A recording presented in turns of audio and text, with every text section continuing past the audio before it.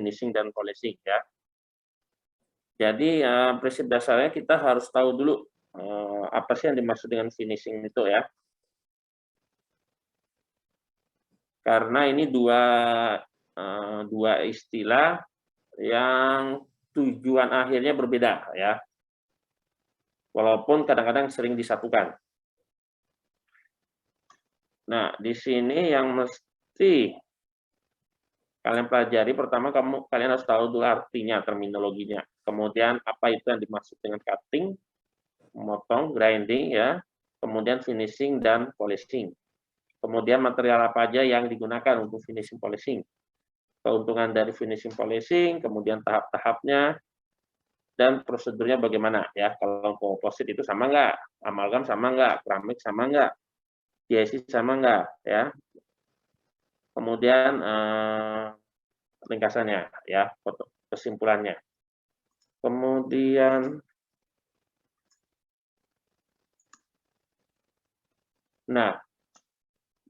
finishing atau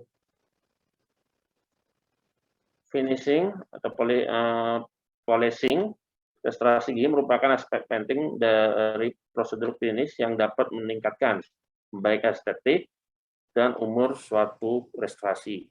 Keskasaran permukaan ya, jadi kalau ada permukaan yang kasar berhubungan dengan finishing dan polishing yang tidak tepat, yang dapat menyebabkan menempelnya akumulasi plak, iritasi gingiva, perubahan warna atau estetiknya menurun ya.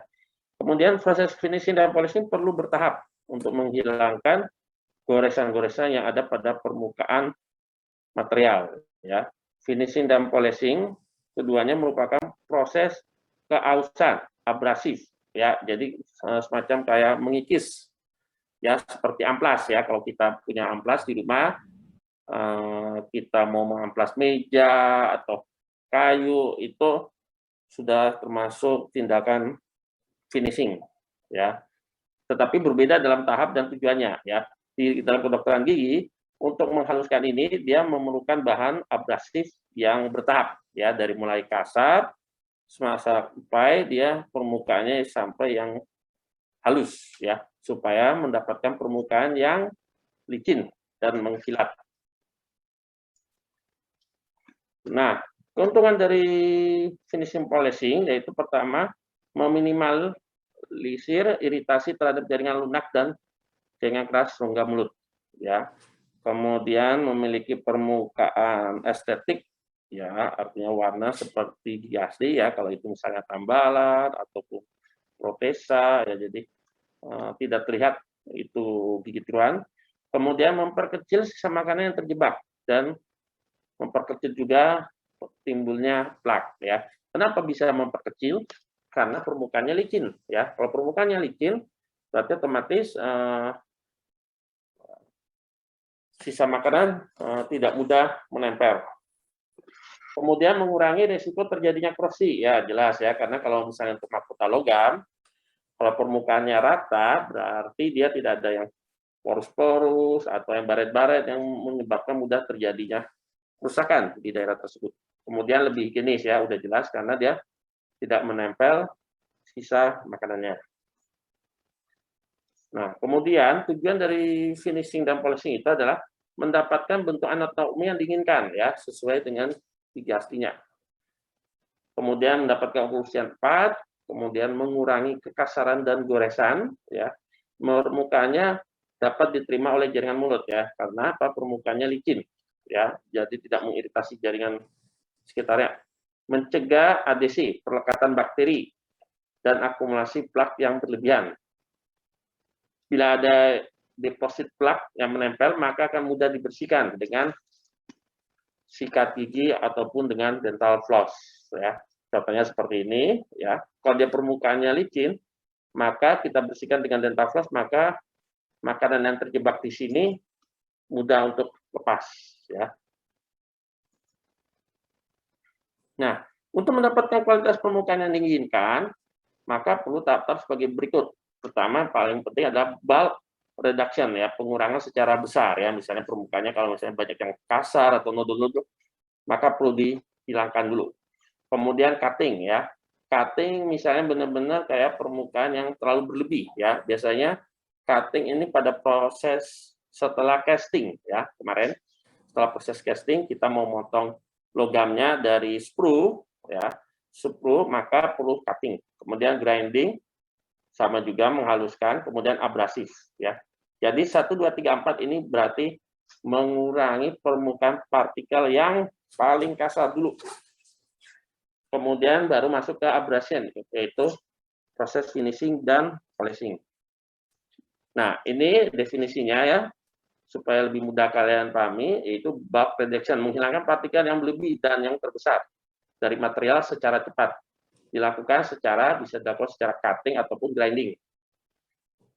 Kalau cutting ya, yaitu proses of removing material from the substrate by use of blade bore or abrasive embedded in binding matrix on a bore of disc ya. Bentuknya jadi semacam kayak disc untuk memotong ya. Kemudian grinding, process of removing material from substrate by abrasive with relatively close particle ya. Jadi permukaan ini permukaan mata burnya ya berbentuk seperti disc untuk memotong, sedangkan grinding ya permukaan mata burnya yang mengandung partikel yang kasar, jadi permukaannya kasar untuk menghaluskan. Kemudian abrasion ya digunakan saat material hard dengan permukaan kasar, seperti disc amplas atau material hard dengan partikel tidak beraturan dan memiliki groove di permukaannya akan dibuat menjadi material yang halus, sebab groove di permukaan material tersebut akan diangkat atau dihilangkan.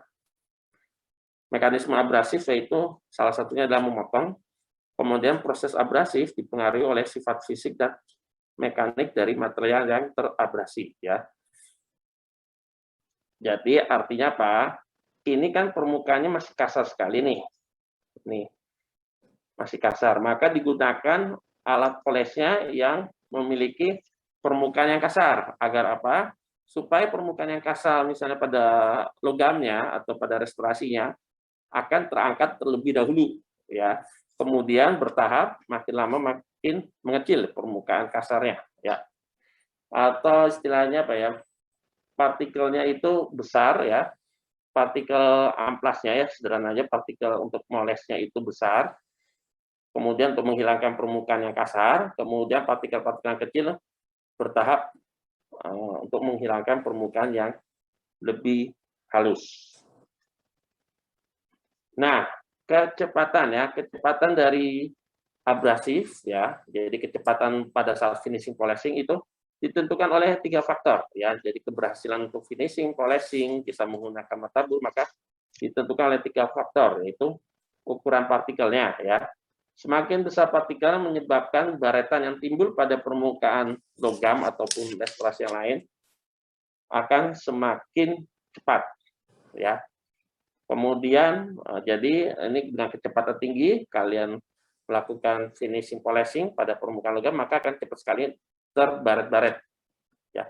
Kemungkinan kedua, tekanan abrasif, yaitu heavy pressure applied by the abrasive menyebabkan scratch lebih dalam dan tetapi satu sisi akan menghilangkan removal of material ya.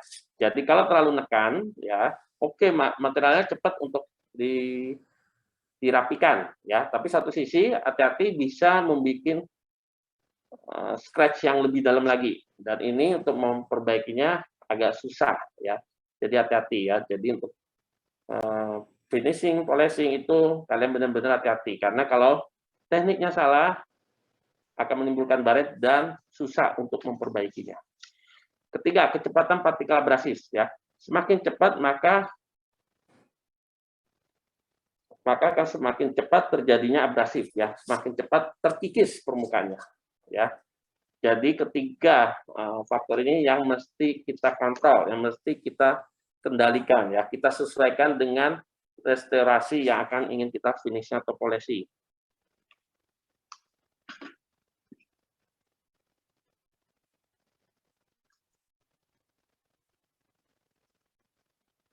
Nah, Nah, tahap abrasif ya pertama itu finishing ya. Ini abrasif yang tadi ya setelah sudah di bulk reduction, kemudian di cutting, di grinding, nah masuk ke tahap abrasif ya.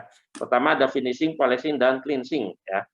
Finishing yaitu bahannya umumnya keras, merupakan abrasif kasar yang pertama digunakan untuk membentuk kontur yang diinginkan dari restorasi ataupun preparasi gigi untuk menghilangkan permukaan yang tak beraturan dulu ya. Kemudian polishing memiliki ukuran partikel kecil dan umumnya bahannya kurang keras dari finishing abrasif.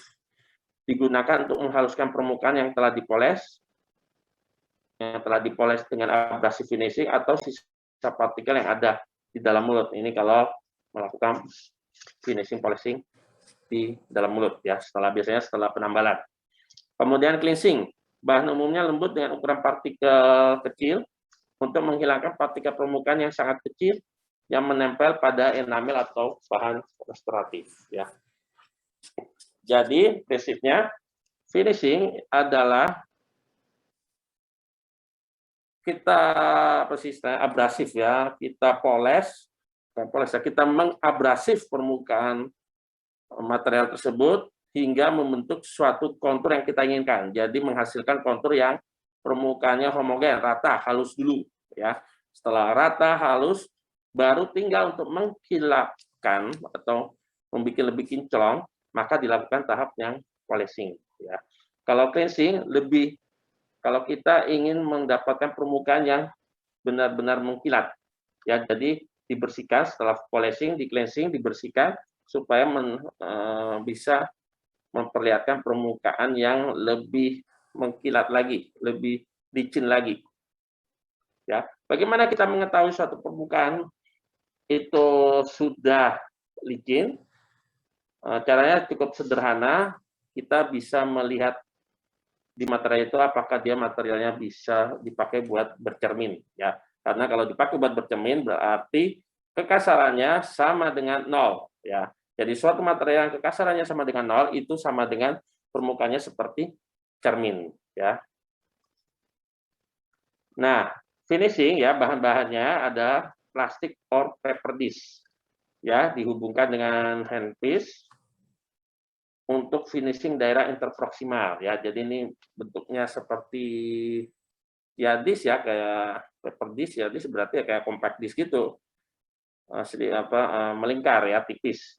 Paper disc untuk finishing contour surface karena bahannya lebih fleksibel dibandingkan plastik disc ya.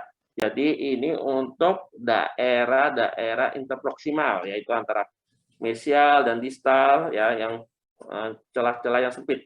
Di mana kita tahu bahwa titik kontak antar gigi itu tidak nempel ya, jadi pasti ada celah sempitnya ya. Kemudian diamond rotary instrument, yaitu diamond steel berbentuk wheel, disc, dan silinder ya. Jadi ini terbuat dari diamond ya. Kenapa harus terbuat dari diamond? Supaya bisa mengabrasif permukaan restorasi atau gigi tiruan yang kita ingin haluskan. Kemudian ada juga grinding wheel dan dental stone ya, abrasif partikel yang terikat oleh matriks material. Dan ini memiliki bentuk dan ukuran tertentu ya. Jadi ini semacam kayak mata bur yang ujungnya itu sudah terbungkus oleh abrasif partikel ya. Jadi tinggal abrasif partikel ya semacam poles lah.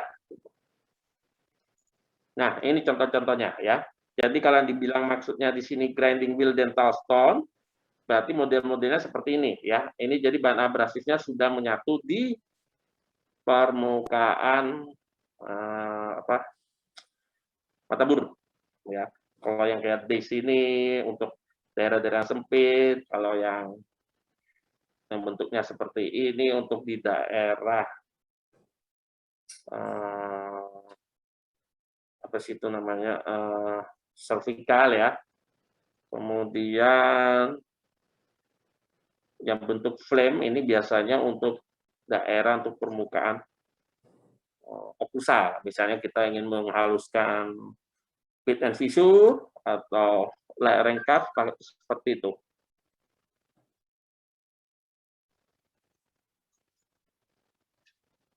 Nah, ini juga. Di sini ada warnanya. Oke, ya. Jadi di sini karena ada warnanya, biasanya yang warna biru yang kasar, yang paling halus itu biasanya ada garis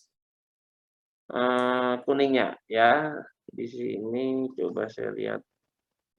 Oh, tidak ada di sini. Ya. Kemudian ya ini jenis dibilang bonded abrasive instrument ya. Jadi bahan abrasifnya menempel di mata burnya ya. Ini yang dimaksud wheel ya. Kemudian ini terbuat dari rubber ya. Rubber, kemudian ini biasanya udah kalau yang rubber itu sudah masuk ke tahap terakhir dari finishing ya.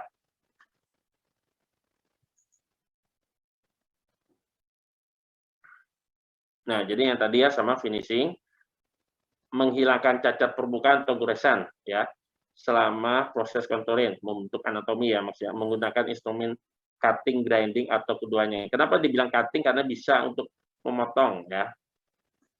Kenapa disebut cutting? Nah, ini contohnya seperti ini ya, cutting ya. Dia bisa memotong ya. Kemudian polishing untuk mengkilaukan dan mengkilapkan permukaan. Nah, ada juga metode lain menggunakan electropolishing ya. Ini kita tidak lakukan di sini. Biasanya untuk base metal alloy casting ya. Jadi di sini untuk mengangkat ya, ada anoda katoda mengangkat partikel-partikel radikal bebas sehingga terangkat sehingga permukaan logamnya menjadi lebih bersih ya. Ini dengan catatan sudah halus seluruh permukaannya ya. Jadi tinggal dibersihkan. Nah, kemudian di keramik ya, dia menggunakan teknik glazing ya. Dioles, dikuas supaya dia mendapatkan permukaan yang mengkilau. Kemudian syarat ya, syarat instrumen abrasif atau yang mata bur yang tadi yang buat poles, finishing polishing. Ya, ukuran partikelnya harus tepat, yaitu tidak menimbulkan baratan yang dalam, kemudian tidak mudah istilahnya gimana sih, tidak menimbulkan baratan yang dalam, kemudian tidak mudah untuk mempengaruhi tahap selanjutnya ya. Jadi artinya dia tidak meninggalkan bekas abrasifnya sehingga mempengaruhi tahap pemolesan selanjutnya, memiliki ujung yang tajam ya. Ujung yang tajam tujuannya untuk masuk ke sela-sela yang sempit. Kemudian tidak memberikan kesan sudah terpoles ya. Jadi hati-hati ya, kadang-kadang ada material itu sebenarnya dia tidak halus, tetapi dikasih lapisan jadi seolah-olah mengkilat sudah halus. Nah, itu hati-hati ya. Kemudian cukup kuat selama digunakan untuk pemolesan. Artinya dia bahan abrasifnya harus bisa mengikis material sesuai dengan bahannya ya. Jadi kalau untuk memoles akrilik maka pakailah bahan abrasif yang untuk akrilik. Kalau untuk memoles untuk logam maka pakailah bahan abrasif untuk memoles dengan logam. Nah, ini gerakan abrasif ya, finishing polishing. Ini dapat ada 3, yaitu rotary, seperti ini ya, dengan kecepatan tinggi ya. Searah jarum jam, kemudian planar ya. Planar dia satu sisi. Nah, seperti ini ya. Dari A ke A aksen, B ke B, satu sisi ya, dia tidak bolak-balik.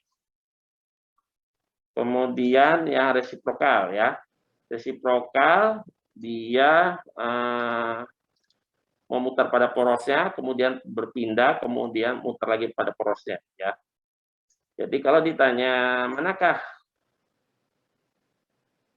yang gerakannya yang memberikan, yang paling cepat memberikan hasil yang mengkilat, yang lebih rata, adalah gerakan yang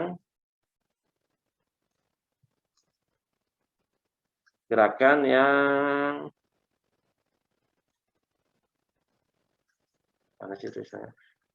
resiprokal ya, karena dia berputar pada porosnya, kemudian dia bergeser, sehingga Kalau kita cek dengan kasar permukaan, maka akan terlihat kalau planar ini dia masih ada berupa garis-garis sehingga permukaannya kurang halus, ya. Tetapi kalau gerakannya rotasi seperti ini, maka akan mendapatkan hasil yang lebih halus. Ya, itu bisa kita cek dengan alat namanya surface roughness.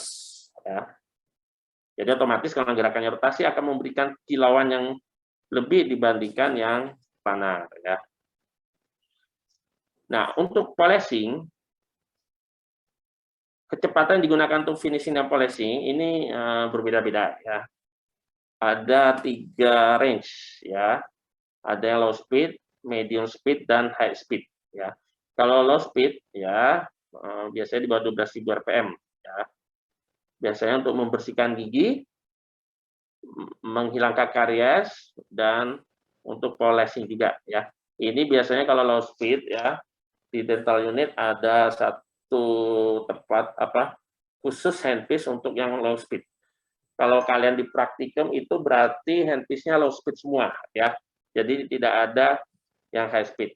Ya, kemudian medium speed 12.000 sampai 200 rpm ini biasanya untuk membentuk kontur, ya, kontur untuk logam. Ya. Bentar. Bentar ya.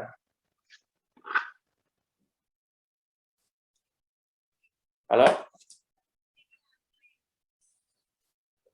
Nggak apa-apa, yang penting nggak bocor aja dikasih investment.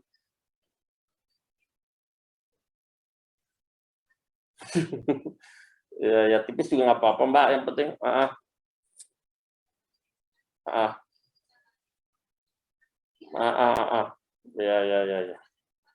ya.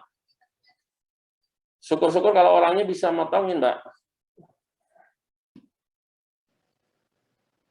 Ya, oke. Aku kuliah dulu ya. Oke. Ya. Ya.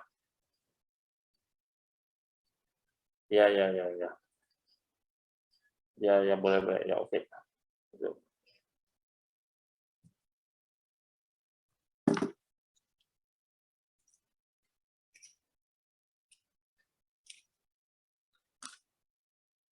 Ya, jadi yang medium speed 12.000 sampai 200 rpm biasanya untuk kontur ya. Ini untuk permukaan yang di interdental ya biasanya. Kemudian high speed ya, kecepatan di atas 200.000 ya untuk memotong gigi atau untuk removing occlusion, bongkar tambalan istilahnya ya. Jadi kalian mungkin persepsi kalian harus sedikit diperluas. Yang dimaksud dengan abrasif itu bisa untuk finishing, polishing, bisa juga untuk memotong ya, karena prinsip dasarnya adalah bahan abrasif adalah bahan yang dipakai untuk mengikis permukaan material atau gigi yang memiliki hardness lebih keras sehingga dia bisa untuk mengikis. Kalau hardness-nya lebih rendah maka dia tidak bisa untuk mengikis material atau gigi tersebut ya. Kemudian berdasarkan abrasive grade-nya ya, ada ukuran partikelnya kasar, medium fine, dan super fine ya. Ya, jadi kalau nanti suatu matabur dibilang ada ini super fine ya, berarti ukuran partikelnya sekitar 38 sampai 44 mikrometer ya. Ini kalau dia berupa bubuk sebelum dia menjadi matabur abrasif ya. Nah, ini mau nggak mau kalian harus pelajari ini ya, karena banyak di kedokteran gigi ya, terutama di dental supplier menawarkan matabur ya. Dan di situ dia ada garis-garisnya. Mana sih gambarnya? Jadi ada garis ya. Misalnya dia mataburnya ada garis hijau, berarti dia kasar. Garis kuning berarti dia superfine ya. Jadi di sini kita harus pandai untuk menentukan apa sih yang kita inginkan. Kita menginginkan permukaan yang sangat halus atau kita ingin untuk motong gigi. Ya, maka beda yang harus kita cari. Misalnya kita ingin motong gigi, kalau bisa cari yang garisnya hitam, itu lebih cepat motong. Tetapi kalau ingin menghaluskan permukaan tambalan, carilah yang garisnya kuning ataupun putih ya. Nah, berdasarkan hardness, kerasnya ya, bahan abrasif yang paling keras yaitu diamond silikon karbid. Makanya kadang-kadang di mata bur tertulis misalnya diamond karena bisa untuk membuat perforasi atau memotong gigi. Medium abrasif, kumis, silikat zirconate ini biasanya untuk memoles di permukaan akrilik. Yang soft polishing abrasif misalnya kalsit ya. Ini untuk mendapatkan permukaan yang tadi yang saya bilang yang mau cleaning ya, berarti setelah polishing. Dan biasanya untuk yang seperti ini, kalsit ini biasanya lebih digunakan untuk penelitian ya. Penelitian artinya kita mau melihat permukaan material ya sampai ukuran mikroskopik. Maka perlu permukaannya harus yang benar-benar licin, yang halus sehingga bisa terlihat strukturnya. Ya makanya biasanya digunakan kalsit. Nah, ini yang tadi saya bilang prinsip abrasif ya. Kalau yang dibilang jenis abrasif ya, bagaimana abrasif itu mengikis permukaan material ya. Jadi ada dua, two body ya, two body yaitu permukaan material terhadap bahan abrasif. Ini contoh yang tadi langsung mata bur abrasif ya, mata bur abrasif langsung mengikis permukaan restorasi. Ada juga yang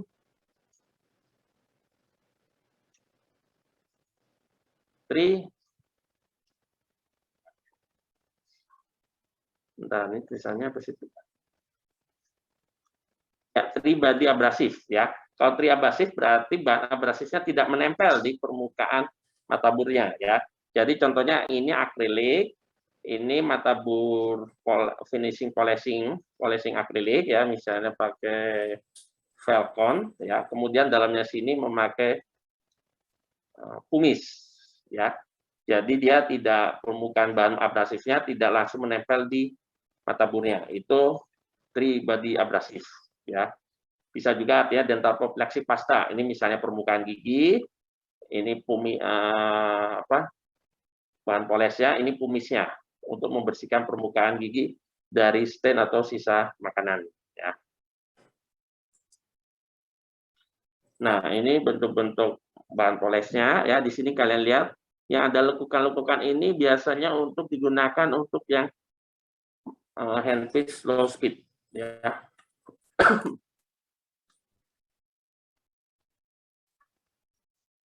Nah, sekarang macam-macam bahan abrasifnya ya. Ya, ada natural abrasif ya, berupa Arkansas stone ya. Kemudian ada aluminium dan silikat. Kemudian ada dari sisa organisme hidup ya, misalnya kieselguhr dan katal. Ini ya, jarang ditemukan. Yang Arkansas stone masih mudah. Biasanya Arkansas stone ini untuk pemolesan tambalan komposit atau DIC ya. Manufaktur abrasif ya, abrasif yang dibuat di pabrik ya, biasanya dia memiliki berbagai macam bentuk ya, contohnya aluminium oxide, bentuk diamond, rock, tin oxide ya.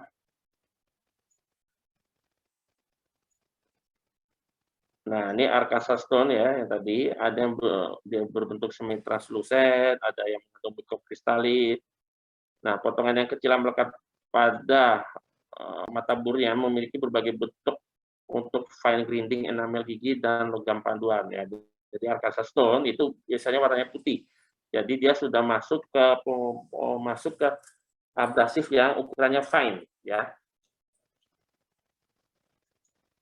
Kemudian cat ya, mineral from calcite ya, mengandung kalsium karbonat, digunakan untuk yang abrasifnya menengah, dia berbentuk pasta poles ya, bisa untuk enamel ataupun tambahan logam emas ya. Korundum dia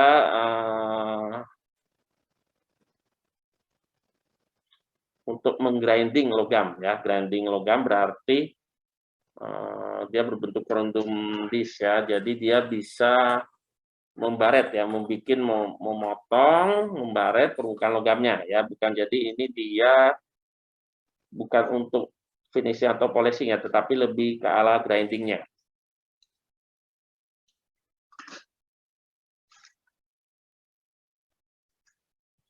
Nah, diamond ya, diamond ini yang secara umum biasa ya, digunakan matabur untuk preparasi gigi ya. Dia memiliki super abrasif ya, kemampuan untuk mengabrasi semua permukaan ya, paling keras ya. Digunakan untuk keramik dan resin base komposit material ya. Nah, abrasif ini ya biasanya untuk menghaluskan permukaan. Tetapi ini kalau keramik ini mungkin hati-hati ya. Kalau keramik mungkin dia bisa pecah keramiknya, ya, karena dia ini terlalu keras banget, ya.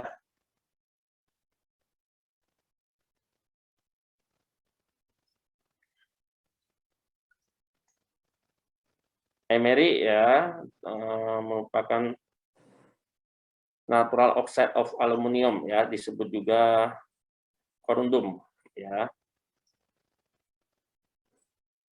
Dia berikatan di paper disk dan digunakan untuk gold dan porselen. Ini hampir sama kayak yang tadi yang di depan yang itu corundum itu untuk memotong ya. Kemudian garnet dia memiliki struktur yang kristalin ya, dari silikat, aluminium, kobalt, magnesium dan mangan. Biasanya gunanya untuk biasanya dilapisin pada permukaan cutting ya, sehingga dia bisa untuk memotong logam maupun porselen. Nah, ini pumice yang biasa digunakan untuk pemelisan akrilik, bentuknya dari volkanik ya, material dari volkanik.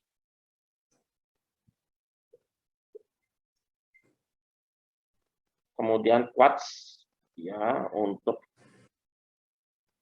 biasanya dilapisin di bahan abrasifnya untuk finishing metal alloy, jadi untuk membentuk permukaan logam. Kemudian sand, yaitu campuran dari ukuran partikel yang kecil, ya, sebagian besar banyakkan partikel silika. Kemudian sandblasting untuk coated abrasif ya. Jadi untuk mengelapisi permukaan material ya. Jadi kalau sandblasting ini contoh yang paling sederhana implan ya. Implan permukaan di sandblasting sehingga permukaannya kasar sehingga dia bisa menjadi retensi mekanik di dalam tubuh. Tripoli ya termasuk silicous rock digunakan untuk poles, zirconium ya untuk menggrinding ground digunakan sebagai polishing juga.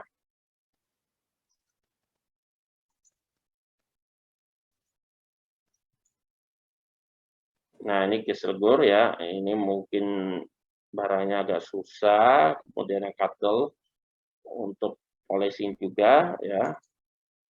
Nah, silikon karbid. Nah, ini yang paling sering digunakan ya.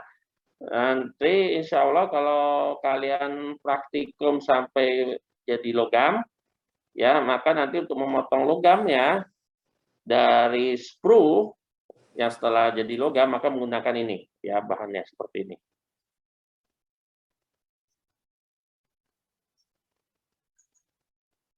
Ini roh untuk kekasaran ya, biasanya dia red powder ya, mengandung iron oxide.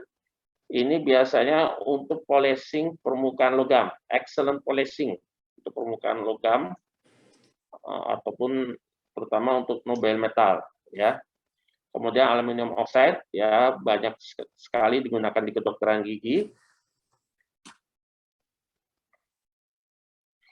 untuk finishing logam ya. Nah, ini secara garis besar ya. Jadi ada matabur yang bisa untuk polishing, ada yang bisa untuk finishing. Kalau yang finishing ini biasanya partikelnya besar ya. Partikelnya besar untuk mengikis permukaan yang lebih besar juga ya. Nah, ini ya nanti kalian bisa lihat sendiri ya. Ya, aluminium oxide, silikon karbid ya. Aluminium untuk finishing polishing.